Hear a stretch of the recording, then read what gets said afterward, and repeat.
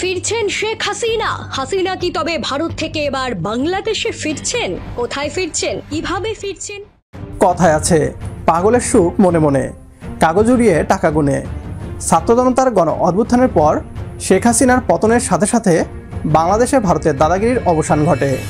ভারত এটা কিছুতেই মানতে পারে না, আর তাই অন্তর্বর্তী সরকারকে উৎখাত করতে একের পর এক ষড়যন্ত্র করতে থাকে, যা আপনাদের কারোরই অজানা নয়। তাদের সকল অপচেষ্টা ব্যর্থ করে এদেশের ছাত্র জনতা। শতচেষ্টা করেও ডক্টর ইউনূসের সরকারকে টলাতে না পেরে লজ্জা ঢাকতে এবার শিশুসুলভ আচরণ করল ভারত। বাংলাদেশকে নিয়ে বানিয়ে ফেলল মুভি। এ নিয়ে কি বলছে পশ্চিমবাংলার মিডিয়া, আসুন তা দেখি। ফিরছেন শেখ হাসিনা। হাসিনা কি তবে ভারত থেকে এবার বাংলাদেশে ফিরছেন? কোথায় ফিরছেন, কিভাবে ফিরছেন? না, হাসিনা বাংলাদেশে ফিরছেন ঠিকই, তবে বাস্তবে নয়। পর্দায় আবারও বাংলাদেশে দেখা যাবে শেখ হাসিনাকে। ভারতের প্রাক্তন রাষ্ট্রপতি প্রণব মুখোপাধ্যায়ের সঙ্গে হাসিনার সম্পর্ক কেমন ছিল?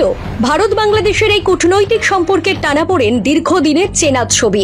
যতবার ভারত ও বাংলাদেশ কাছাকাছি এসেছে, ততবার মাথাচাড়া দিয়ে উঠেছে উগ্র সন্ত্রাসবাদ। বর্তমানে বাংলাদেশের অন্তর্বর্তী সরকারের সঙ্গেও ভারতের সম্পর্ক নড়বড়ে। শেখ হাসিনাকে ভারতে আশ্রয় দেওয়ায় বাংলাদেশ সরকার অসন্তুষ্ট। কিন্তু শুরুর দিকে হাসিনার সঙ্গে ভারতের সম্পর্কটা ঠিক কেমন ছিল, সেই গল্পই এবার পর্দায় বলতে আসছে রক্তবীজ 2।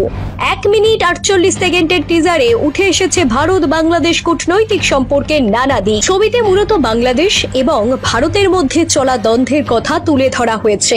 জানেন খালেদা জিয়ার চরিত্রে কে অভিনয় করছেন? কবে মুক্তি পাবে ছবিটি?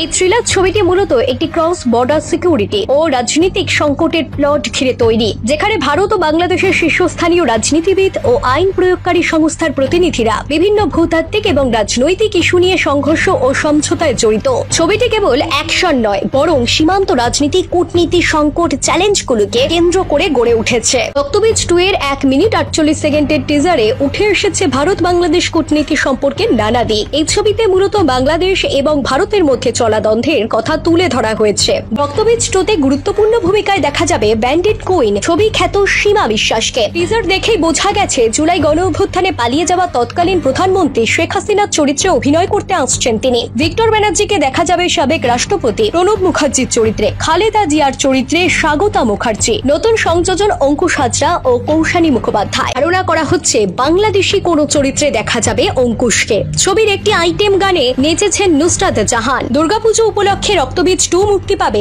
আগামী 26শে সেপ্টেম্বর। ব্যুরো রিপোর্ট, প্রথম কলকাতা।